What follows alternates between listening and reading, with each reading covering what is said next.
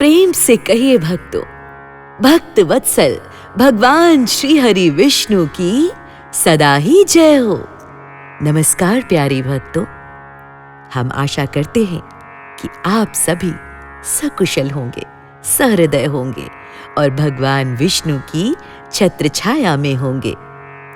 इसी संदर्भ में आज हम आपके लिए लेकर आए हैं कामदा एकादशी की पावन व्रत कथा। आपसे अनुरोध है कि अंत तक हमारे साथ बने रहिएगा और भगवान की कृपा के पात्र बनिएगा।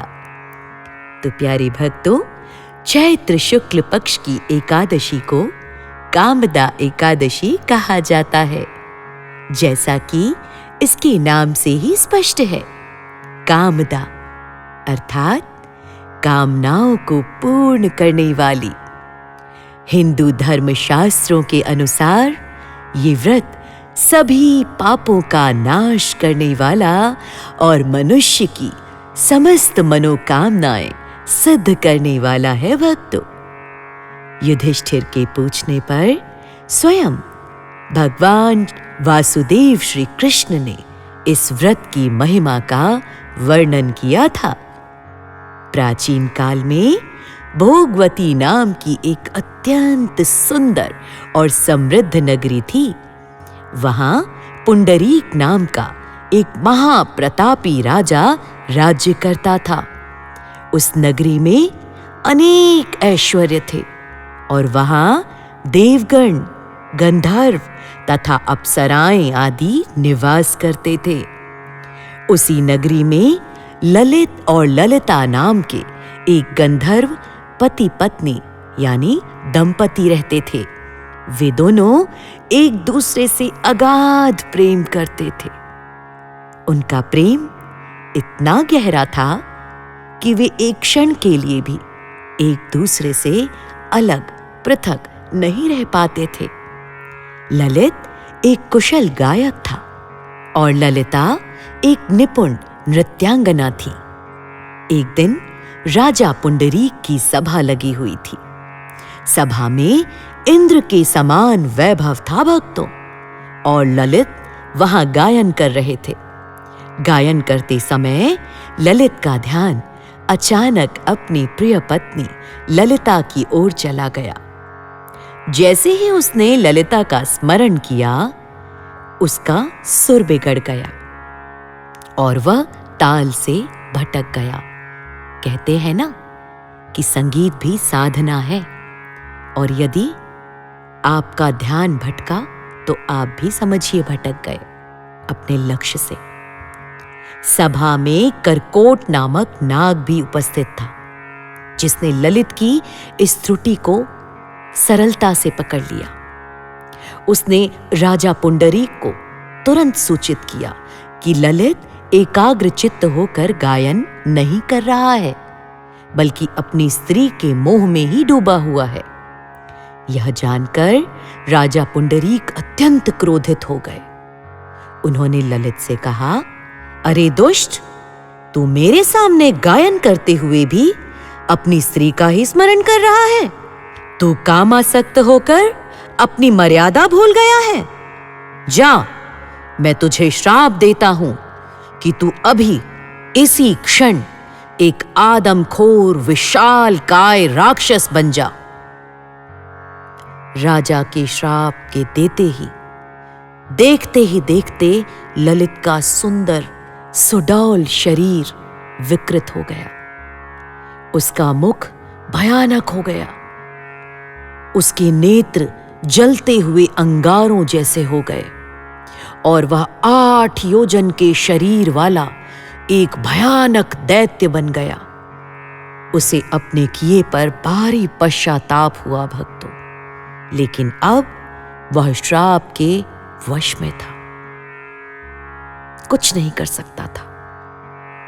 अपने पति की ये दुर्दशा देख ललिता अत्यंत दुखी हुई। वह विलाप करने लगी, लेकिन उसने अपने पति का साथ नहीं छोड़ा।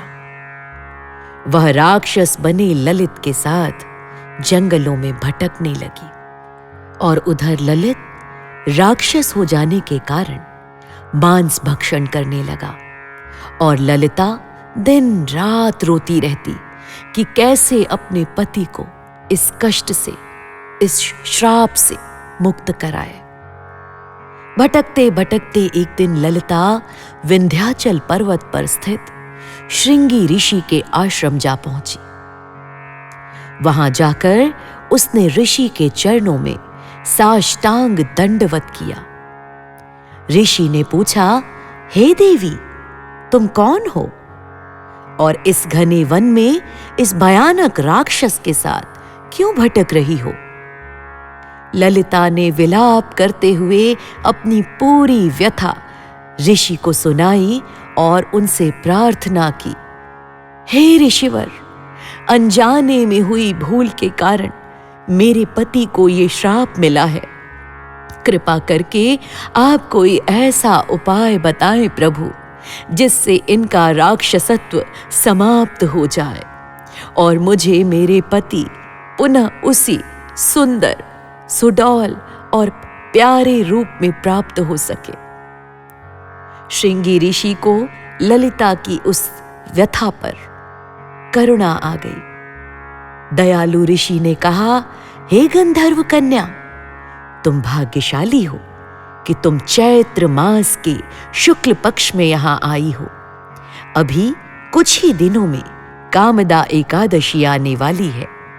तुम इस एकादशी का विधि विधान से नियमानुसार व्रत करो और उस व्रत अनुष्ठान का जो भी पुण्य, जो भी फल तुम्हें प्राप्त हो, उसे अपने पति को दान दे देना। इस व्रत के प्रभाव से तुम्हारे पति अवश्यमेव राक्षस योनि से मुक्त हो जाएंगे। ललिता ने ऋषि की आज्ञा पाकर पूरी श्रद्धा और भक्ति के साथ कामदा एकादशी का व्रत किया। भक्तों, द्वादशी के दिन फिर भगवान विष्णु के सन्मुख खड़ी होकर उसने प्रार्थना की, हे प्रभु, मैंने जो ये कामदा एकादशी का व्रत किया है, इसका संपूर्ण पुण्य मेरे पति को प्राप्त हो, ताकि वे इस राक्षस देह से मुक्त हो सके।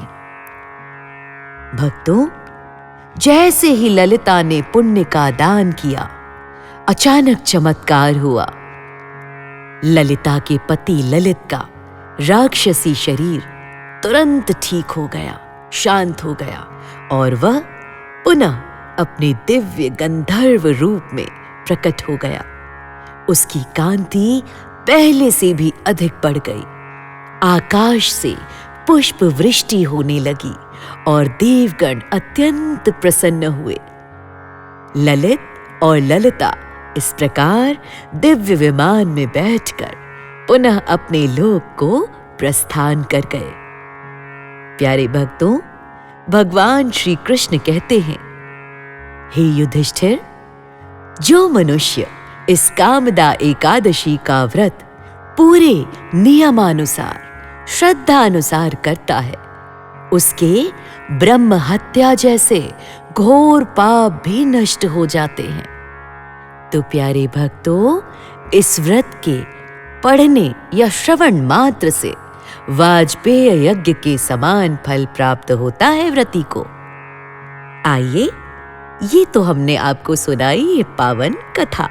अब बारी है आपको इसकी पूजा विधि समझाने का। तो सबसे पहले प्रातःकाल स्नान करके स्वच्छ वस्त्र धारण करें।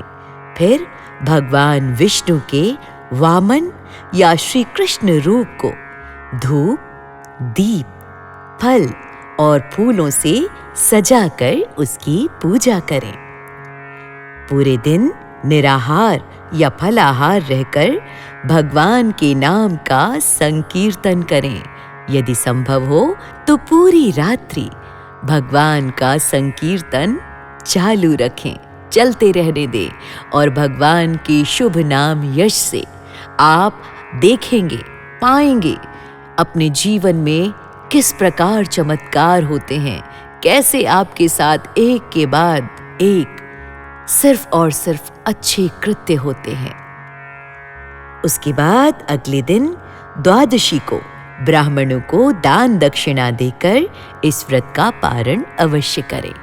तो ये थी कथा और इससे जुड़ी संपूर्ण जानकारी। हम आशा करते हैं कि आप हमारे द्वारा दी गई जानकारी से संतुष्ट होंगे। तो जिन जिन ने अभी तक हमारे चैनल को सब्सक्राइब नहीं किया, वो जल्दी सब्सक्राइब करें, क्योंकि मुहूर्त बिल्कुल शुभ है। प्रेम से कहिए जय श्री हरि विष्णु।